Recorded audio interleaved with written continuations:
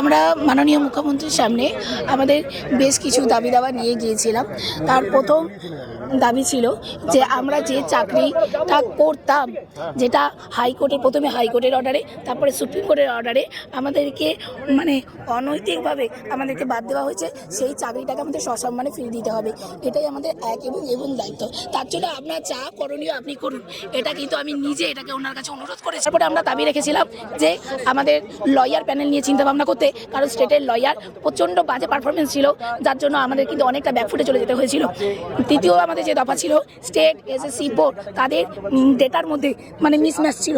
এবারে যেন তা না হয়, এবার যেন স্টেট এসএসসি বোর্ড তারা যেন একসাথে বসে সেই ডেটা তৈরি করেন। এবং আমাদের যখন ওই মিটিংয়ের পর যখন আমরা বলছিলাম ম্যাডামকে, তখন উনি বললেন ঠিক আছে তোমরা শিক্ষামন্ত্রীর সাথে এটা নিয়ে আলোচনা করো।